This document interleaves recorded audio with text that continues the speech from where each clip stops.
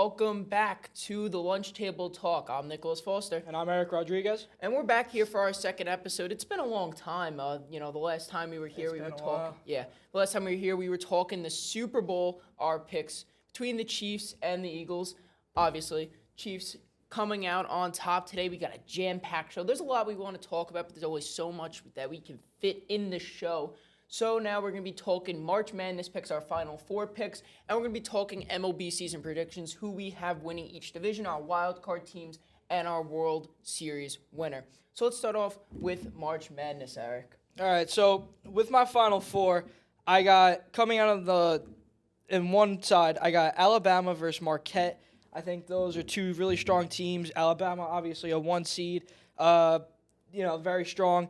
And Marquette, they are a 2 seed. And, Big East, one of the best conferences in college sports, especially basketball. And the competition there, I've watched Marquette. I'm a big St. John's fan, so I've watched Marquette play, and they're a really strong team. So I feel like that's going to be a good matchup, Alabama versus Marquette.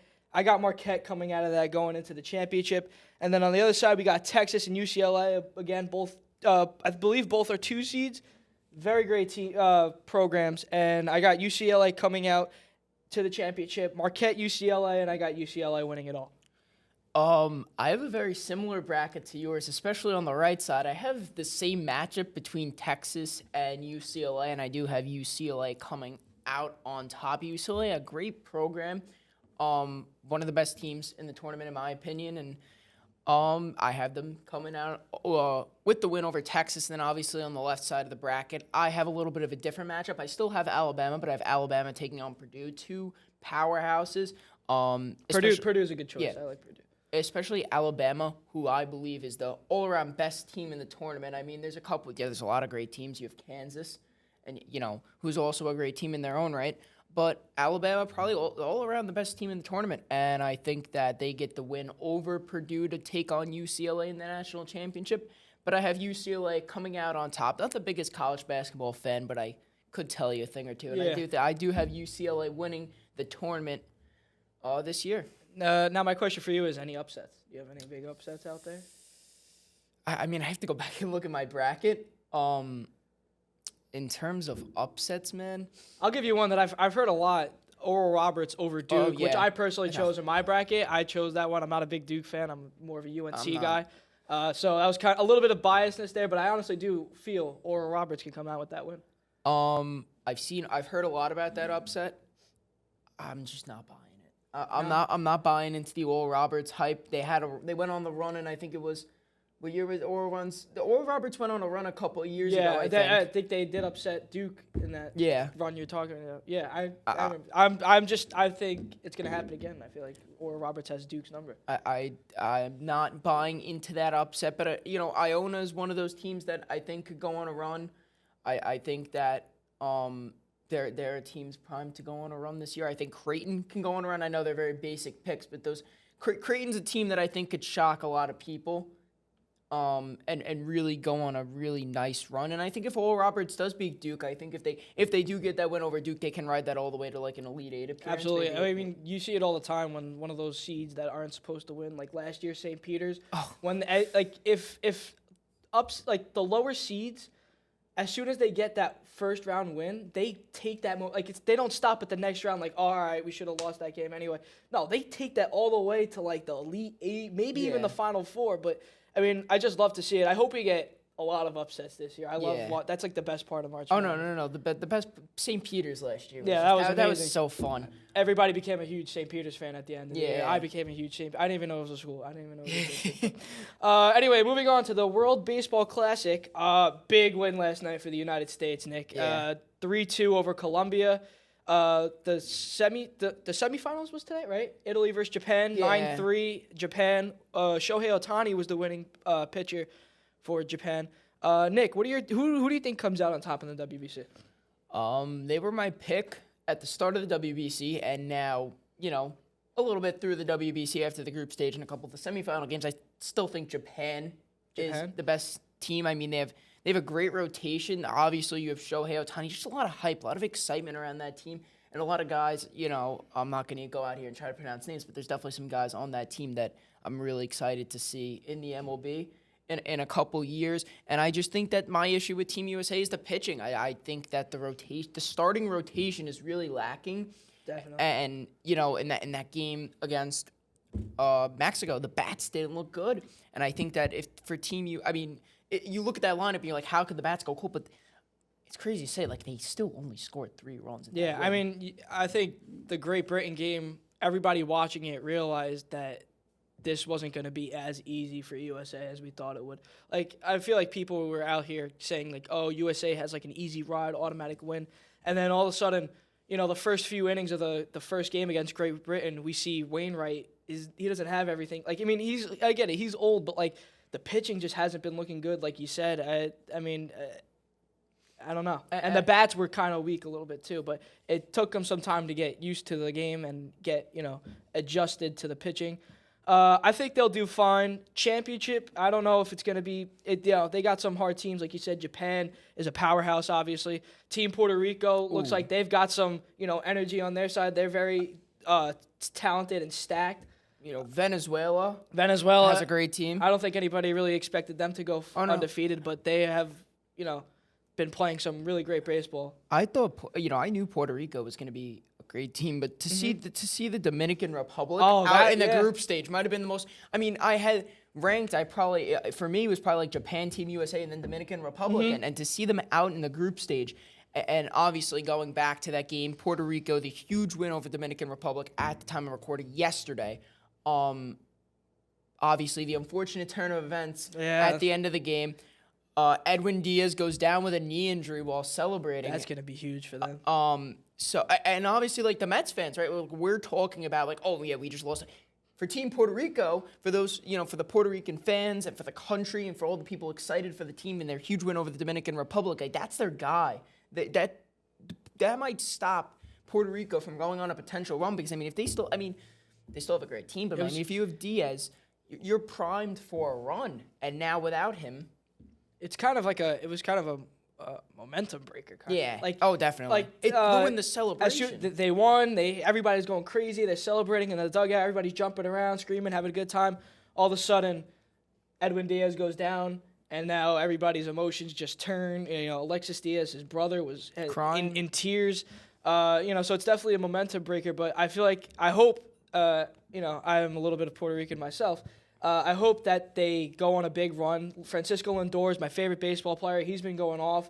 He had an inside-the-park homer last year. I really hope Puerto Rico wins this one for Alexis Diaz. Edwin Diaz. Yeah, and an unfortunate turn of events for both Team Puerto Rico and obviously the New York Mets, who now, the way it looks right now, based off of initial reports, it's looking like they're going to be without the star closer, the superstar closer, the best closer in baseball for probably the rest of the season. Initial reports, the Mets front office panicked, and they're expecting him to miss the rest of the year, which what I would assume is a torn ACL, a torn Achilles, some knee injury, and then you think, how is this going to affect him later in his career? Now a knee injury right in the middle of his prime. It's just it's really unfortunate for both the Mets and Edwin Diaz, and it's going to sting. So now the Mets organization scrambling to find what you can try to replace him. They're going to try to bring in Zach Britton, a ex-Buck Showalter player, and it's just tough to fill his hole, but they're going to try to do it. Well, hopefully they find some, repairments for that bullpen. The bullpen wasn't good to begin with. It's not great. It's not an elite bullpen. It's definitely the weakest point of this Mets team, who are definitely contenders. But, we all knew they were going to have to find some arms for for this bullpen, and now they need it more than ever. Yeah. And, we'll definitely see. I hope we see them at the trade deadline try to do something, make a move, now as soon as possible, because opening day is only 14 days away. They'll be in Miami 4:10 on March 30th. Home opener. It's coming down. As soon as the WBC ends, we're here. So the Mets better make a move. Yankees, on the other hand, they will play also on March 30th. They are home against the Giants. That's a big game for them. Aaron Judge, they would have been playing Aaron Judge on opening day, but thank God, fortunately he stayed. I'm not a Yankee fan, but I love to see guys, powerhouses in New York. I love when the All-Stars are staying in the Big Apple. So, Nick, with opening day 14 days away, give us some of your predictions. Who do you think comes out on top in each division? All right, so you mentioned the Yankees, so we'll start off in the AL East. The Mets fan in me wants to pick the Blue Jays to win that division, but I'm going to go with the Yankees, right? I mean, it's the Yankees division until I'm proven otherwise. This is now the third year where people are picking the Blue Jays to win the AL East, and it seems like every time that, they're just not stepping up. I like what they did in the offseason when it comes to pitching, but it just seems like they're losing a big bat every offseason now. The Yankees, probably the best rotation in baseball this season other than the Mets, and you know that the Mets are going to go through injury issues. Yeah, I would agree with you there. I mean, the Yankees, I hope I'm proven wrong, but I feel like it's just the Yankees division. I think they're just overpowered against, the Blue Jays, and no other team in that division is really competitive with the Yankees. Moving on to the NL East, I got the Mets. Totally unbiased. This is my heart, my gut. I feel like the Mets have that division. The Braves, I feel like we say this every year, but I'm hoping this is true this year. I feel like they're not as strong, and I think the Phillies are going to be the second place or, the closest competition to the Mets that the Mets have to, that one obstacle that the Mets have to get past. With the NL East, right? Once again, I feel like it's the same Blue Jays Yankees situation. We keep now, second or third year we've been saying listen, this is the Mets division. And last year it looked like it was the Mets division to lose.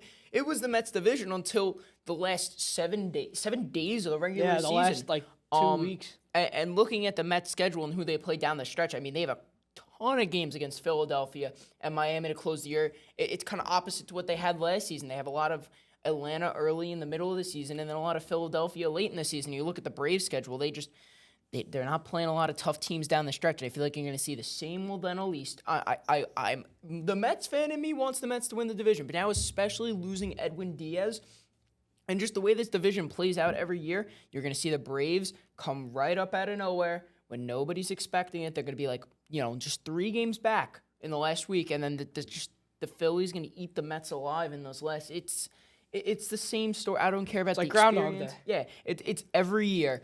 I have the Braves finishing first in that division. I still think that the Mets have the Phillies number. They've had the Phillies number all last season. I think they'll continue to do that this year. So they'll finish second, but Philadelphia third in that division. Moving on to the NL Central. We'll go to the NL Central and then back to the AL Central. It's the Cardinals. Yeah, I don't think that's any argument there. What I is think anybody everybody's else got the Cardinals doing there. in that division? I like what the Cubs have going on. I think they could be a surprise there. Not leading the division. No, but they could but probably they be a can sneaky. make some noise. Yeah, they can definitely make a push for the playoffs. I don't think they'll get there, but they could definitely make a push. AL Central. AL Central. A lot of people have the Twins, and I was really when I first heard about it, I was like, the Twins really to win. But then I really thought about it, right? I feel like they're starting to find a way to manage Byron Buxton. If Byron Buxton can just stay healthy, he is such a good player, and I really wish he could stay healthy. They retained Correa, and they have a good team there. I think they could make a push for the division, but I am still gonna go with the Cleveland Guardians. I love what they're doing. I love Andres Jimenez. They have just a great rotation, a great bullpen, and pitching wins championships. And the Guardians continue to make good, solid moves. They have a good farm, and I think the Guardians are going to win that division. Yeah, I think what you said about Buxton, it all comes down to Buxton can stay healthy or not. If he's not healthy, I think it's the Guardians take it easily. They're a young team, very energetic, very exciting to watch in the playoffs last year. They competed with the Yankees. I believe they took them to Game 5, right, all the way to the end. They were a game away from the CS. I definitely think that they are the more exciting team, the better team. Again, Buxton stays healthy. The Twins can fight for it, but I even think that the Guardians still have a chance whether Buxton's playing or not. NL West, I got the Padres. I think. Oh yeah. The Dodgers are done. Their time's over. I think. They'll still be. They'll still be. No, they'll still be good. They'll still be competitive. But I think you got Juan Soto, Tatis, Machado, Bogarts, a beautiful pitching rotation. Look what they did to the Mets. I wouldn't say it's a beautiful rotation, but I think it's a rotation that can be improved at the deadline. Look what they did to the Mets last year, though, in the playoffs. This team comes to play. This team is they're a very good ball team. I think that the Padres also going to win the division now. What you said about the Dodgers, like I don't think it's like their time. No, yet. yeah, I think it's going to be a battle for the division. I think I used the wrong words there. Yeah, and the Dodgers still have a great up-and-coming farm system. Give them another year or two, and they'll be winning that division again. This is the Padres all-in year, similar to what the Mets are trying to do. I mean, if you're talking about the two all-in teams, like it's the Padres and the Mets. Definitely. They're the two teams that are putting all the eggs in the basket this year, trying to win the World Series. I think the Padres win the division, and I think that the Dodgers come in second. But I think it's a division that has, like the Giants, they have teams that can make noise in that division. Moving on to the AL Central. AL West. AL West, sorry. The AL West, you have the Houston Astros, World Series winners. They lost a little bit in the offseason, but I still think that even with the loss of Justin Verlander, I think they'll be just fine. Mariners, a team that I love. Oh, yes. Another team that can make a lot of noise, but I am going to stick with the Astros. I think it's their division to lose. I don't see the Astros losing ever. No. Like, I just can't picture a world where the Astros ever lose or they don't come in first. Like, yeah, and then obviously the Mariners in second as a wild card team. Yeah, Trout and Ohtani, I'm a big Trout fan. I hope like the Angels can do something this year, like make the playoffs or anything. But it's going to be pretty hard with the Mariners and the Astros. I'm going to be rooting for the Mariners this year. Yeah, I love the Mariners. Pull an upset, become that team that comes out, wins the division, and I hope they make a pretty far push in the playoffs. But I just don't see the Astros whatever. They lost a couple guys. They lost Verlander, but they'll be just fine. That happened sorry to cut you off. I know you're going to say that. No. But they lost Springer and Correa last year. And then they ended up winning the World Series. And Pena, obviously. It's just the Astros are a great team. For my World Series pick, I'm gonna go a little bit unorthodox. It's gonna be a wild pick, but I want to have a little bit of fun with this one. Give me the San Diego Padres taking on the Cleveland Guardians in the 2023 World Series. I think that the Guardians are going to ride this rotation. This is a team that was really close to making it to the championship series last year, and they're a team that's only getting better. I think that you have your powerhouses in the Astros and the Yankees and the AL, but I really think that either the Mariners, if it's not the Guardians, I think the Mariners, one of those two teams might get to the World Series this year, and I'm going to go with the Padres.